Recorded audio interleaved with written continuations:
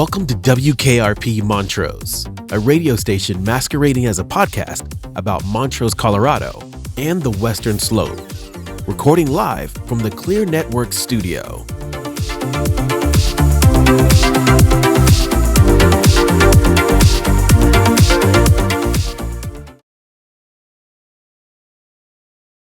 So Right. we haven't fixed that yet. No, we haven't fixed the abruptness of cutting off the intro.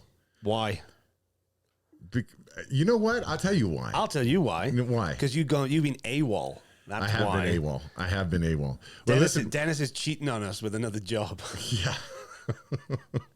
that's true. Well, I mean, thankfully we have things are changing this year, right? We've got some new stuff on the. I don't know if you can see that we have some new stuff. I want to move to like. If you can't, we have a uniform. Yeah. I feel like we're in it. Rob, I think Rob signed us up for this, but Doug, I feel like in part this is your fault, right? It's your fault for creating the company. It's your fault for being somebody that is, and I guess we should introduce. Hey, everybody! Welcome to another episode of WKRP Montrose. On the Wheelie Nice couch is Doug Seacat of Clearnetworx, and we've got some fairly big news. Well, I just want to clarify not, too. Yeah. Here's the thing. You can obviously see the sign above Doug's head. We don't do that for every guest. We're not making a neon sign for every guest. Right. Right. Well, So the reason is, I guess we could. no, we're not doing that. Okay. So explain to the people. You just make executive decisions right off the bat, and you don't care. I like it though. Right. Yeah. Decision. Exactly. Yeah, the decision maker. Doug and I are the decision makers. Right. You're just a minion. So do you want to explain why there's a beautiful neon sign above Doug's head? Yeah. Because this is season 2, series 2, year 2 of WKRP Montrose. Right. And we have a studio sponsor. And that sponsor? Well, sign, hat, hoodie, Doug. It's Clearnetworx. Clearnetworx. Okay, but we're also, this is going to be, we've got a second part of this that we're doing. So obviously we've sold out. Big a time. little bit. It's awesome. I love it. It's okay. I'll sell out anytime. Following on the philosophy of we know real people, we're going to do a series. And Doug, you're the first part of the series for Clearnetworx specifically to get to know all the amazing people that make Clearnetworx happen. Great. Great. Hey, don't see the first one you started. You get to be. I was going to say, it So almost scary. sounds as if Doug doesn't know what's going on. No, I do feel that way a little bit. Yeah. However, you guys know what's going on. Yeah. Well, sort of. So we're gonna get. I want to start at the beginning, but I want to do one of those flash backwards, right? So let's start where we are now. You have 200 people that are part of Clearnetworx as part of the company right now. 220, I believe. Yeah, Is that correct? changes daily right now. We're Yeah. hiring people. All the time. Yep. And you're growing into new, as something that started in Montrose. Your service areas are now where?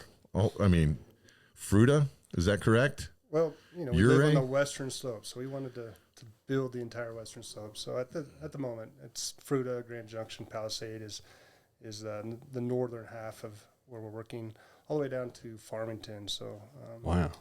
Durango, Cortez. We built both those towns. But you're already out of state, though, down in Farmington? We're working right now. We've designed most of the town. We had a meeting with the city yesterday, actually, and kind of explained our plan for Farmington, and we'll start building here in the next couple of weeks or months. Is it stressful at all having over 200 employees? Do you know everybody's name? I think it got stressful a long time ago. I've learned how to deal with that a lot better than I used to.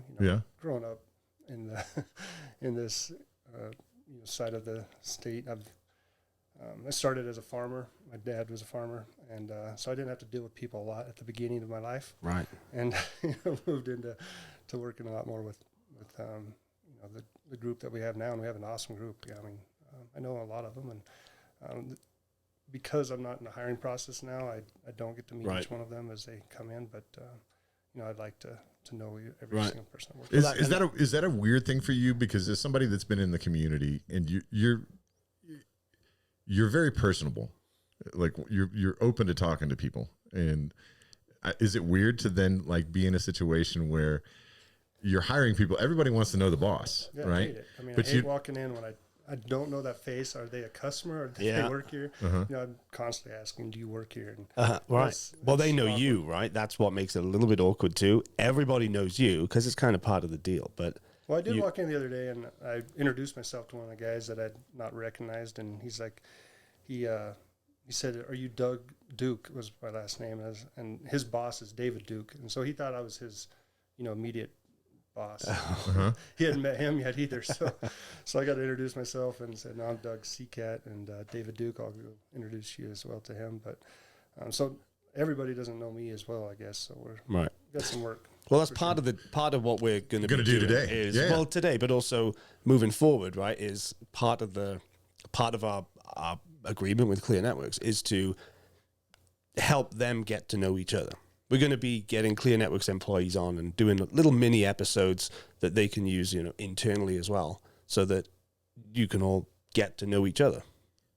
Absolutely. So- As one should. So it's kind of like a water cooler moment. Yeah, right. Like to make right. sure. Okay, so let's get started then. One of the things that's unusual that you don't see as much in Montrose, I feel like anymore, is you were born and raised here. Is that right? Yep. So, and you said your dad was a farmer, but you went off to school in California. So let's start there. What got Doug to run away from the farm and go to California? Well, Was it I hard got work? tired Was it of hard work, Doug? irrigating. No, Yeah. I like work, and I like farming. There's some great stuff. I think everybody should spend a day on a farm so you learn what it's like. But when you'd go plant something, then you'd have to wait for it to grow. And so I still do that today. We plant fiber, we wait for it to grow. So I feel like Right. I'm still sticking to my roots a little bit, but I don't have to wait for the rain to come. Right. And I think that was one of the the biggest things is you pick rock every year. More rocks would be in the ground, and you'd have to go pick them and remove them so that you could plant. And then next year the rocks come again. I mean, we should learn how to grow rocks more than the beans. But then you do that, you'd have to water it. That's just a hard life. So I went to school and got a degree in information systems, and decided to come back and start a job with repairing computers is really where we started. We had a IT business, and at one point decided to start providing internet services. When was that? What year was it when you went, I'm going to start this company that is or would become Clearnetworx? Yeah. Well, we had some larger customers at Deeply Digital that were looking at moving out of the community because they didn't have good internet. So we were trying to figure out a way to get them internet. Lanham Rattan was working for me at the time, and he used to own Montrose Internet. So we had been asked a number of times were we going to start another internet company after he had closed his. And I had kind of shied away from it because I didn't want to be on call 24 hours a day. And, it just seemed like a lot of work for what Lanham had gone through. Yeah. But we had some larger customers looking to leave town, and we didn't want to lose the customers from a customer perspective, Right. a revenue perspective. So we started figuring out how to get them fiber. And that was actually first drilling north of town. We had to build about 2 miles of fiber. That was the first really attempt. I'd never built fiber, didn't know really what I was doing. So we got that built. They turned them on. They started having internet, and we thought, well, you could maybe continue to do this. So, So when was that? that was 2012. 12? Yeah. All right. So that's significant. Yeah. It's a significant amount of time ago. You now officially have a teenager as a business. That's right. But you also have teenagers. You got 4 kids, right? Do I have that right? Yep. What are their That was what was quite a smooth segue. what are their ages?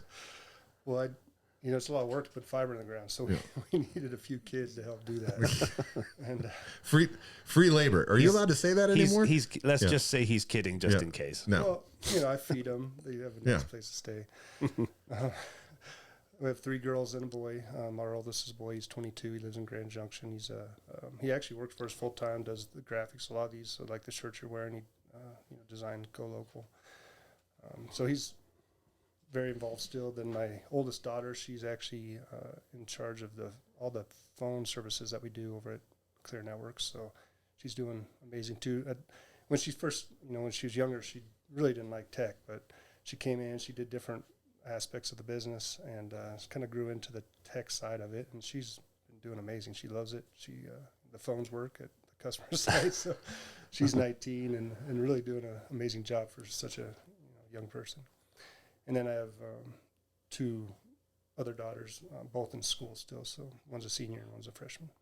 All right. So is it more difficult being a father to 4 or running a company with 200 employees?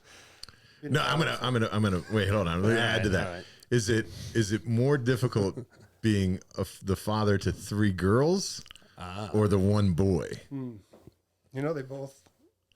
It's They have their own different challenges. resources. Each person, each child has their own challenges. They're amazing kids though, and my wife, she's amazing. She takes care of a lot of the issues that So your wife's like the HR director for the family. That's true. Yeah, Right. we've kind of set that up as my job at work and hers at home, and been able to work through that with kind of as a business for sure. Do you find yourself? Was that the lights? Yeah, it was a big flash of light from somewhere. Wow. Don't worry about it. Hey, listen. Just make sure I get comfortable in my seat before I get electrocuted. Do you find you kind of have that personality that you're very inclusive and you bring people in?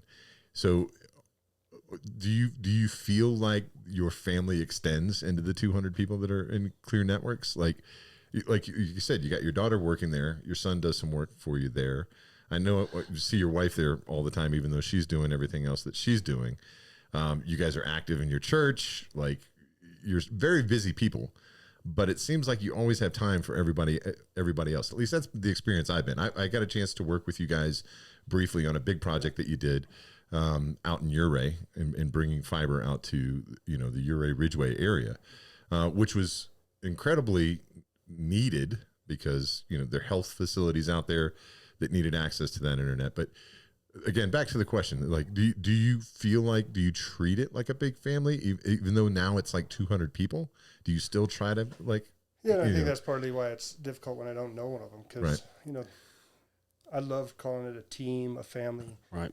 I really want people that work at Clearnetworx and DP Digital to feel like they're part of the family. You're there more than for just a job. I mean, some people for sure come there because they need a paycheck and they gotta pay their bills, but I hope over time that they learn to really enjoy working there. And that's really why we started a business. I like business and people really more than fiber and internet. I mean, it's been a great avenue to build. Montrose doesn't have a lot of really good businesses. And one of the things when I was growing up, I really wanted to start a business where people like to work. And so I mentioned that a lot when we have team meetings or Christmas parties or whatever. And I tell people, if you don't like working here, I want you to come talk to me. I want to understand why you don't enjoy your job, because if you're working here, you should enjoy it. Yeah. And feel like you're part of the family. It shouldn't just always be easy. Like, we got to work. I mean, when you're a family, you got to contribute to the family. Right. But at the same time, enjoy who you're working with, make your job better. We're not here to tell you. I want people to think and be part of it. So we've had very little or light structure. We hope that people are humans and they make decisions and they're part of the solution. Right. Not just there to work. Well, it's a long, when you think about, if you spend on average, 8 hours a day, Monday to Friday, that's a big chunk of your life. Yeah. You're gonna be miserable if you don't have some enjoyment for that amount of time. Sure. And I as anybody who's ever watched an episode will testify, we have a very light structure here too when it comes to what the hell we're doing. Yeah, you don't like structure. No. You get really irritated when people try to like start putting you in a box. Box me in. Yeah. But I like the idea that you have over 220 employees, and it's kind of a testament to you, I think, to be able to even have a light kind of hands-off structure. There's a lot of people to manage. Right. So you're a good delegator, is what you're telling me. Well, I kind of look at it as a structure as I'm here to support the people. If you look at a normal organizational chart, you have someone at the top. I hate org charts. And you work down, right? Yeah. Mm. And I kind of look at that as upside down. So I'm at the bottom. I'm here to support the few people, above me. And then they're there to support the people above them. Our job is to enable the people that are doing the jobs to have all the tools they need, the education, the training, all the resources they need to do their job well. And so,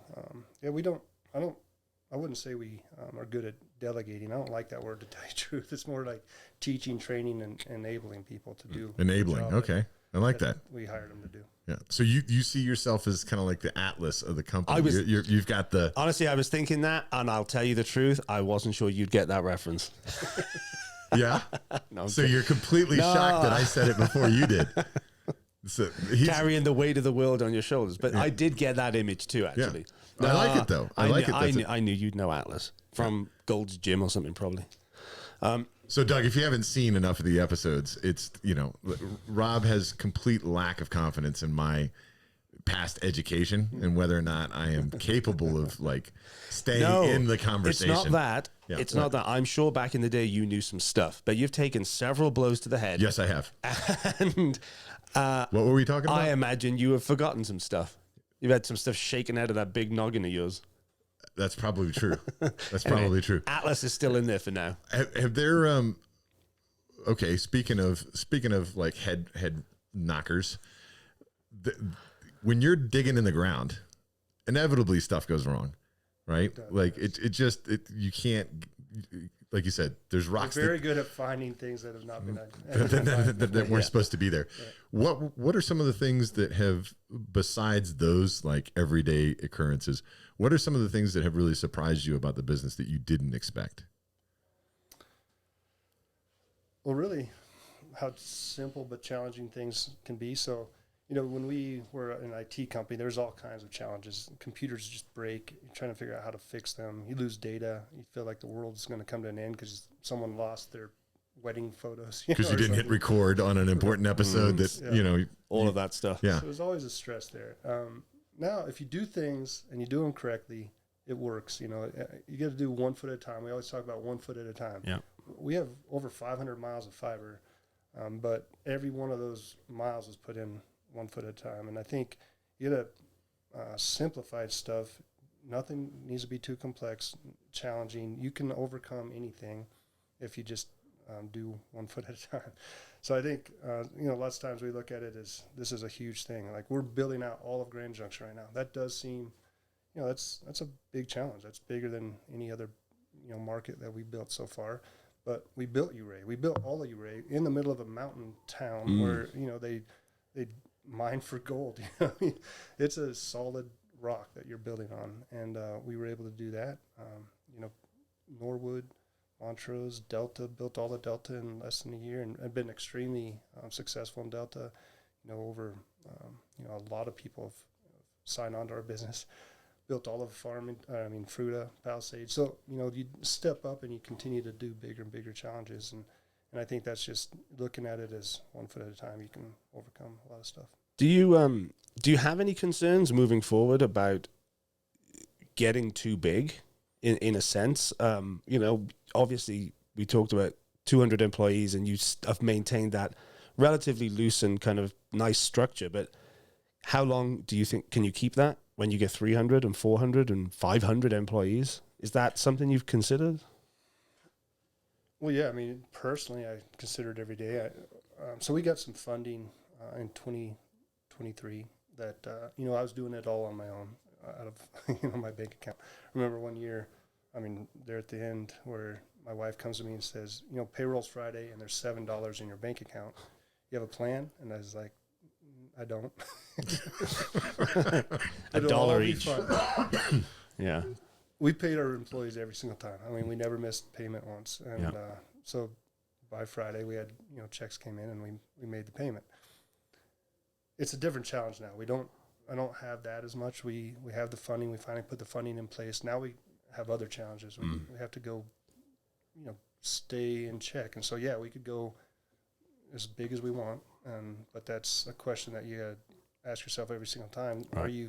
Are you capable of doing that? I'm a farmer from, in Montrose, Colorado. Right. Can we handle 200 people or 400 people? Or, I guess it comes down to trust in the team too, right? Because I know you said you don't like the word delegate, but the idea that those employees that work immediately for you, that the people that hire and the people that now take care of things like payroll, you have to trust those people. Oh, yeah. It's a personal challenge I have every day right now. It's like, I can go do it myself, or do I trust the person that we put in place? And you have to trust them. They're going to do things differently than I would do sometimes, but almost everybody that we have in leadership roles want to do it the right way. Right. And so might be a little different than I would do it, but they're doing their best. They're doing a good job. They care about what they're doing. Yeah. So I have to turn that loose and let them do it. And if you can do that, you can grow. You Right. can get bigger.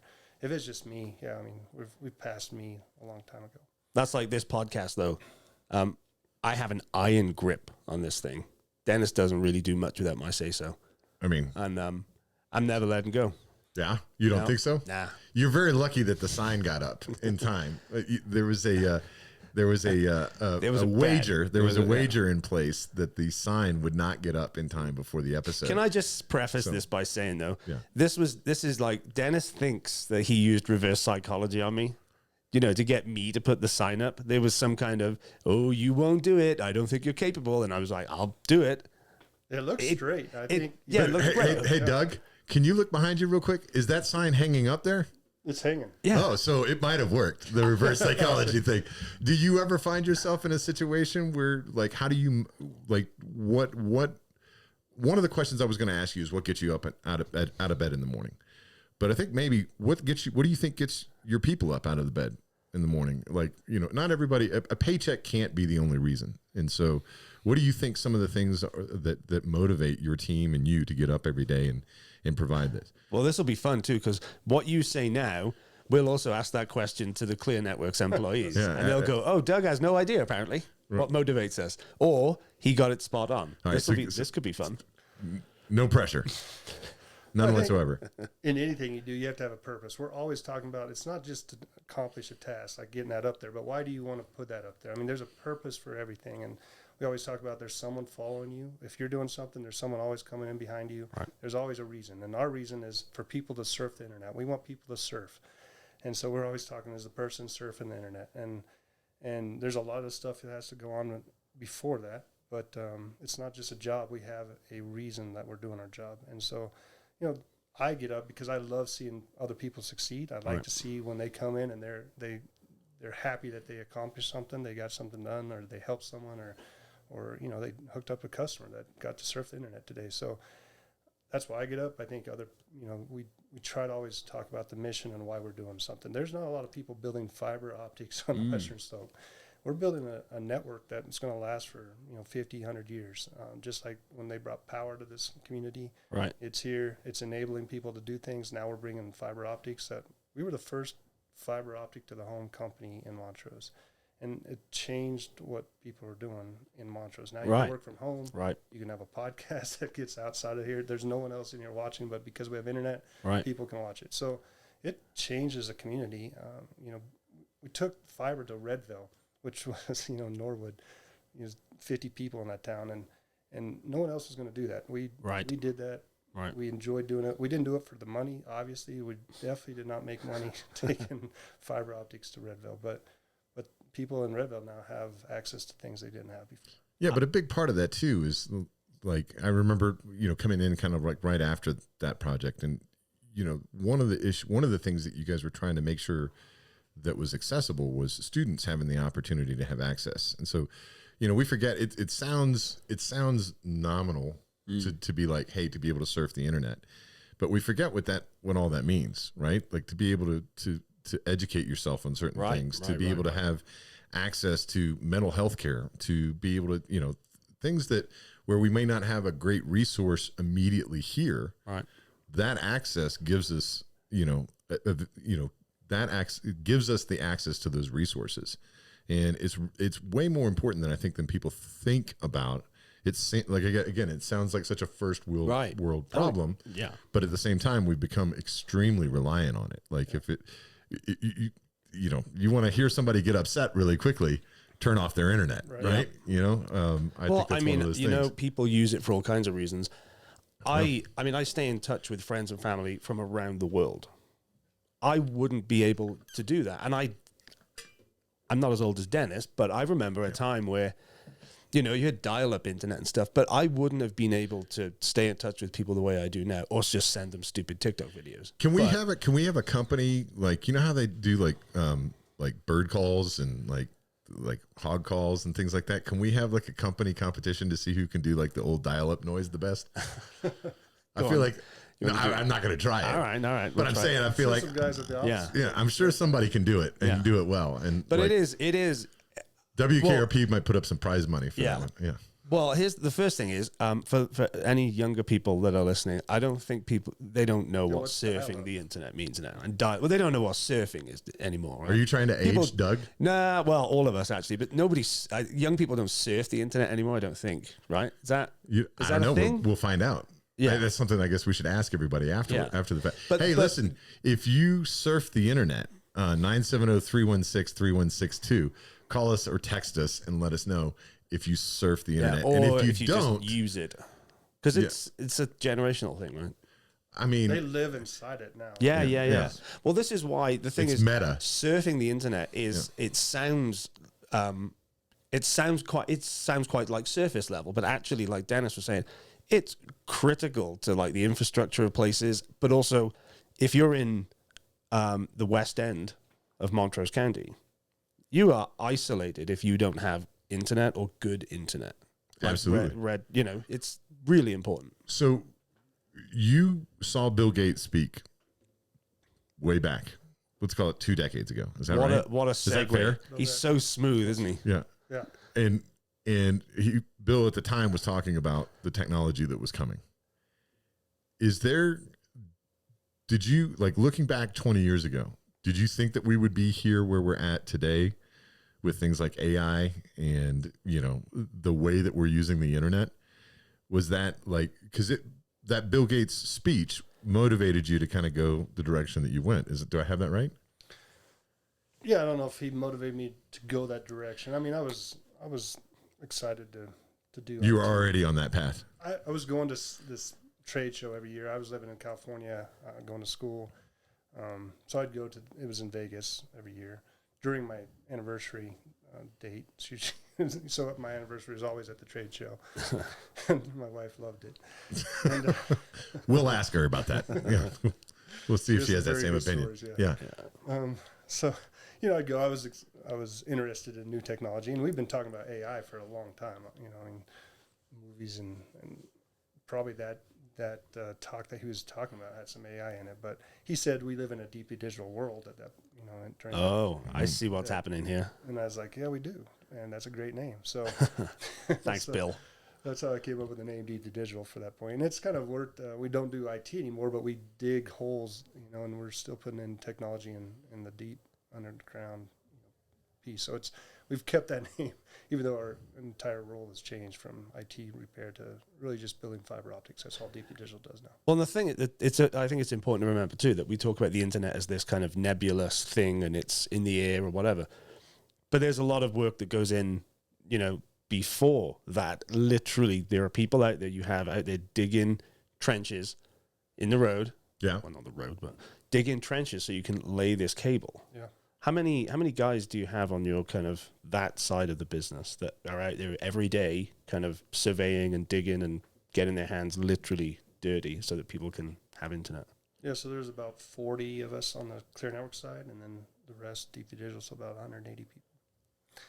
It's a lot of people out there digging trenches. So here's the thing. And making what was the distance and the connection in your ray? Like, what was the gap that was there between, like the head end that you had here in Montrose and trying to get Uray and Ridgeway lit up? I mean, that was a long distance to try to connect those 2 points, wasn't that? Yeah, so Uray had a challenge. We didn't feel like we had enough bandwidth in Uray to really build out fiber optics in Uray. So there was a need to get higher speeds into the town. Centronake had some fiber going up there, but it just the equipment and the way they use it just didn't have the capacity to really offer high speed internet to everybody in town. So me and some of the city or the county commissioners were talking at actually another event in Keystone, and came up with an idea to maybe find a way to fund building fiber from Montrose to Uray. So it was about a $4.7 million grant that we were able to come up with, building the fiber all the way from Montrose to Uray. It actually only made it to the rec center, so from the rec center into Uray, and it was 2 phases, took about 2 years to build. We decided to stay all on county roads, all underground. We had the option to maybe going overhead, but some of the fiber's on poles now, and we had issues with it, poles getting hit with cars or whatever, and we really wanted to have solid fiber optics all the way to Uray. which goes up over County Road 1, so that can feed, Log Hill in that area, Ridgeway, and then all the communities all the way up through. And Montrose County and Ouray County worked together so that we could try to build closest to, the county homes along the route instead of just up the highway. And it was a full community effort for sure to get that done. It's not. It's just I don't think it's something people consider for the most part. No. You get internet in your home. If it doesn't work, people complain. Right. But it's not that I didn't know or understand. I just don't think about it. But the effort that goes into getting this to people's homes. It takes a lot. I think it's easy for you to like turn something on and, or even use your phone. Like, the idea that you're supplementing the network, the cellular network, if you will, which happens, I think, a lot here, especially in rural areas, is like your phone jumps onto the internet that you have in your house. Because I think that's where a lot of people are ingesting, if we're not going to use the word surf, ingesting their data. Doug likes that word. So he does. Okay. Oh, Pay yeah. attention to to the sponsor. Use the word. The word that the guy Exactly. said. I'm hungry too all the time, so that works as well. Well, so I did this unlike I don't think your segue was super smooth there, your Bill Gates one. I have a good one. Oh, okay. This leads very nicely onto the fact that it is hard work in the initial stages. And this year at some point, Dennis and I are going to, what did we call it? Working Knowledge Real People. Oh, this is your idea. It's going to happen. Okay. I want to see Dennis sweat and like hold his back because he's actually doing some hard work. And one of the ideas that I thought would be really funny is how can we put Dennis in compromising positions? So to take WKRP on the road a little bit. You're smiling way too much. I think you do a great job. Yeah. We'll see. Yeah. We're going to take WKRP on the road a little bit for some special kind of how it's made in the field, in the field. So Dennis can get a real life taste of hard work, and the viewers get to kind of appreciate the effort that goes into jobs that people do in our community. I'll be there too, but I'm a much younger man than Dennis, so not concerned at all. Dennis will have to sign a waiver of some kind, presumably. Listen, I'm not afraid of doing the hard work. That's not the thing. But wouldn't you guys much rather see the pompousness of I'll do it. Yeah, exactly. Of the No, I'll be there. So one of the things we'll both be there. We have bore machines. That's a big part of what we do is how we Dennis is a giant bore machine. And you'll push a rod underneath the ground, tie onto some conduit and then pull it back. It takes, in my opinion, a lot of faith to do that because you have no idea really what's underneath the ground. And we usually find something under the ground every single time we do that. But so the work, I would say, is, it's not as physical as much as mentally. You got to really be prepared to push that rod under the ground and do all the things right. There's a lot of things that could go wrong. So maybe you could sit on the seat and see how well you do there as well. We're going to get him to do something physical. And we're going to do it with other businesses too. It's kind of a 2025 little side project for WKRP. I think you should just get me one of those little like gardening hand shovels and be out there. Cause like at some point you have to do that. It's a long time to get to Ouray with a hand shovel. Well, I mean, I got all the time in the world. The gray's not going away in the beard. So, but that's coming. That's coming in 2025. So if you think your business is tough, if you wake up early to do something, to make something, to provide a service, and you think Dennis couldn't do it, please get in touch. What's the number again? 970-316-3162. But also, if you are you a Clearnetworx customer? How do you use the great fiber internet that Clearnetworx has provided to our community? We'd love to hear about that as well. So I want to do this and go ding and have a little thing there where we're ding, like the orbits, like, smile. Exactly. Yeah. But get in touch. Yeah. Okay. Doug, anything that you want to say to your 200 people, you said 220 people? About 220. That are out there? Yeah. Before we let you go today? Well, I'm just, very thankful. I mean, we could not have done this without the community and everybody that's worked for us. And people have come and gone. Like we have, 220 people working for us today, but over the 20 years, we've had many people work here and be part of it. And so they've come, they're doing other things or whatever. So I'm very thankful for everybody that's put hard work into it and cared about what they're doing and did a really good job when they were here. So I think we have a very solid, secure network, which is amazing. Obviously, IT is always challenging. You have power outages or fiber cuts or whatever. So there's always going to be an issue, but we'd hop on it. The guys out there in the field right now are very willing to go jump, fix things that happen. We have an amazing crew, and it's been great. That's why I like coming to work every day, is because of the crew, to tell you the truth. I definitely tell you that I can see there's a sense of pride for the work that you guys are doing that are out there. And so when I see your team out in the field, it definitely, it's one of those things that you said earlier, you want to make sure that people enjoy their jobs. When there's a construction element, that's not always the persona and thing that you see. Yep. But I definitely feel like that your team and your crew that are out there are proud of the work that they're doing and proud of the opportunities that they're providing. And so I think it's, not just because you're a sponsor, and thank you very much for sponsoring, but I think it's in part the same thing, and the reason why you're a sponsor of this show. You guys are really invested in the communities that you're providing for. And we're grateful for that, and grateful to have you out there wanting to do this work, because otherwise we couldn't do the things that we want to do. So I appreciate that as well. Well, thanks for the opportunity, and we're excited to see you guys being successful too. And, we're looking great. Looking for great things from you guys. Yeah, right. That's the idea. Rising tides float all ships, right? Absolutely. So we do a little thing at the end of every WKRP episode that we have a guest on, and we ask them to challenge somebody else to come on the show. And so as the first person for Clearnetworx to come on WKRP, you've got some other people. You got 220 people to choose from. Is there somebody else that you want to challenge to sit in that seat? And it would be more fun if you choose somebody that doesn't want to do it.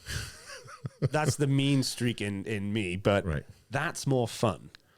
Yeah, there's definitely some people that if I challenged them, they would not show up. Oh, really? Is that so the structure at Clearnetworx is so loose they don't even listen to the boss? Well, they might quit before they show up. All right, well, don't do that. Yeah. I think Tanner Broughton would be a great guy to bring on. So he's we've actually moved him into a little bit different position over here in just the last few weeks, and he's got a lot of knowledge and history around here as well, growing up here. So I think he would be great for you guys. All right. There you go. Tanner. Mm-hmm. Yeah. All right, Tanner. You're up. All right, guys. It's been another episode of WKRP Montrose in the Clearnetworx studio. Mm-hmm. You guys just got a chance to get to know Doug Seacat a little bit better, and the company that he has grown over the last decade and a half. Has it been? 20, yeah. And also a little bit about his amazing family that he's got, and his attachment to this great place that we live in Montrose. So, Doug, thanks for joining us. Thanks for sitting on the Willie Nice couch. And Rob, you don't have anything else to say, do you? No. Great. Thanks. You guys have a great day. We'll see you soon. See ya. Thank you.